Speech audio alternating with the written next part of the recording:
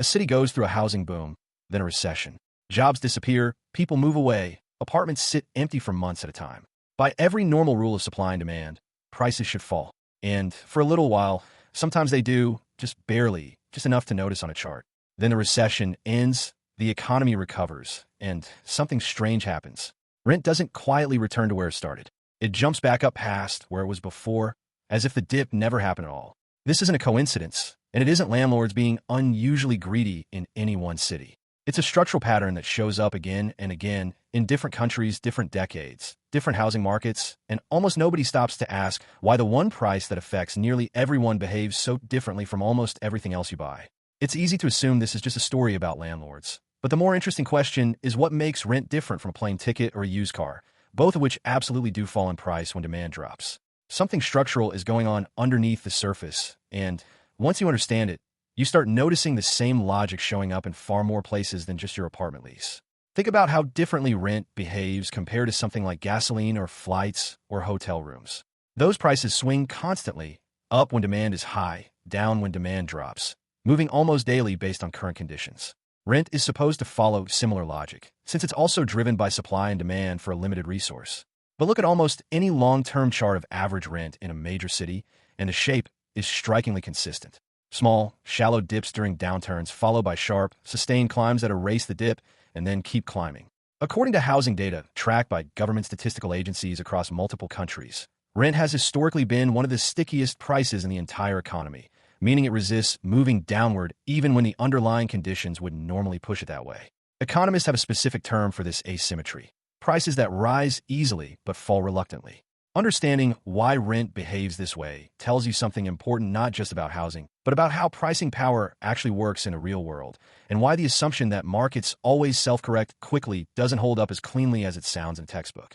This matters far beyond curiosity, because rent is usually the single largest recurring expense in a household's budget, larger than groceries, transportation, and entertainment combined for most renters.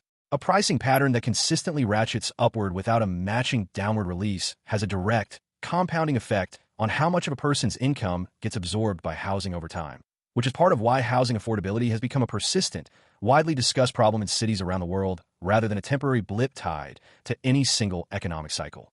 Let's start with the basic mechanics of how rental pricing actually gets set, because it isn't quite as simple as auction-style supply and demand. Unlike a stock price, which updates constantly as buyers and sellers trade, rental prices are set relatively infrequently.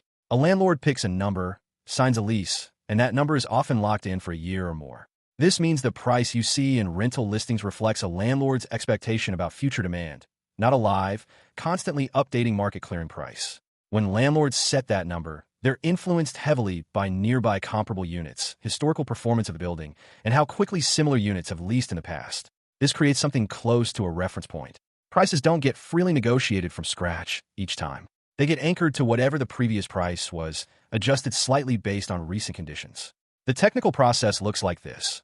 A unit becomes vacant, the landlord checks recent comparable listings, sets an asking price close to that reference point, and then waits to see how quickly it rents. If it rents quickly, the reference point holds or rises for the next cycle. If it sits empty for a while, the price might come down slightly, but rarely all the way back to where fundamentals alone would suggest. This is where an invisible mechanism kicks in that most renters never see directly, because it isn't happening in any single transaction, it's happening in the incentive structure surrounding the entire building. Large landlords, especially the institutional ones that manage thousands of units across a city, don't think about profit unit by unit. They think about total revenue across their entire portfolio. And when you optimize for total revenue rather than occupancy rate, a strange thing becomes mathematically true. It can actually be more profitable to keep a small percentage of units vacant at a high price than to fill every single unit at a lower one. If cutting the price on a vacant unit by 10% would require permanently repricing every other occupied unit downward at renewal too, in order to stay internally consistent, the total revenue loss across the whole building can outweigh the gain from filling that one empty unit faster. This is the invisible process. It's not a secret meeting where landlords collude to keep prices high. In most cases, it doesn't need to be. It's simply the mathematical logic of portfolio-level pricing, repeated by thousands of independent property managers making the same calculation, which produces a coordinated-looking outcome without any actual coordination at all. There's real-world evidence that makes this pattern concrete. During the 2008 financial crisis, Rental vacancy rates in many major U.S. cities rose sharply as job losses mounted, and yet average asking rents in several of those same cities fell by only a modest amount relative to how much vacancy had increased, based on data later published by housing research organizations. Once the economy began recovering, rents climbed back to their pre-crisis levels within a relatively short window, then continued, rising well past them in the following years. A second, more recent example comes from a period following the 2020 pandemic disruption. Rents in many major cities dropped noticeably during the sharpest months of remote work uncertainty, as demand for urban apartments briefly softened. But within roughly a year, in many of those same cities, rents didn't just recover, they surged to record highs, driven by a combination of returning demand and landlords recalibrating their reference points upward all at once, as if the temporary dip had reset expectations for how much higher than normal price could be. In both cases, the dip functioned less like a correction and more like a brief pause before the underlying upward trend resumed, even more forcefully. This challenges a common assumption people carry about markets in general, which is that prices are constantly, efficiently adjusting to real-time supply and demand the way a stock exchange does. Rental housing is a clear example of a market where that assumption breaks down because of a combination of infrequent repricing, portfolio-level incentives, and a limited, essentially fixed supply of units in any given desirable area in the short term.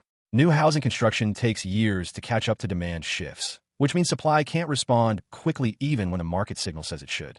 The friction point isn't a lack of competition between landlords, it's that the structure of the market rewards patience on the way down and speed on the way up, which is close to the opposite of how a textbook competitive market is supposed to behave. Zoom out, and this sticky pricing pattern isn't unique to rental housing.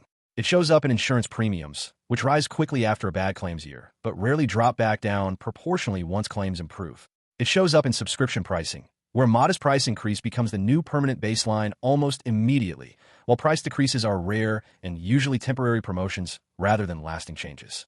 It shows up in wages too, where economists have long observed that pay tends to be far more resistant to cuts than to increases, even during downturns.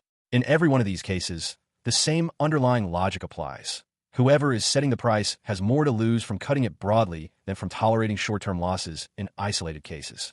As more of the economy becomes concentrated in large portfolio-style operators rather than thousands of small independent decision-makers, this stickiness pattern is likely to become even more pronounced, not less, because portfolio-level thinking is precisely the mechanism that produces it.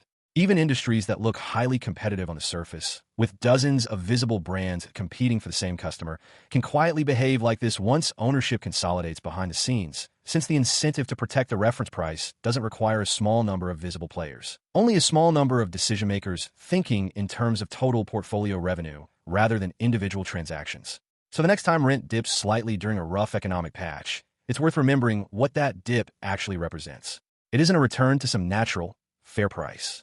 It's a temporary pause in a system that was never designed to move symmetrically in the first place. Rent doesn't come back down after it goes up, not because landlords are uniquely stubborn people, but because the entire pricing structure is built to protect the climb, not to reverse it. Once you see that structure clearly, you start noticing the exact same pattern almost everywhere else prices are set by someone with more room to wait than you have.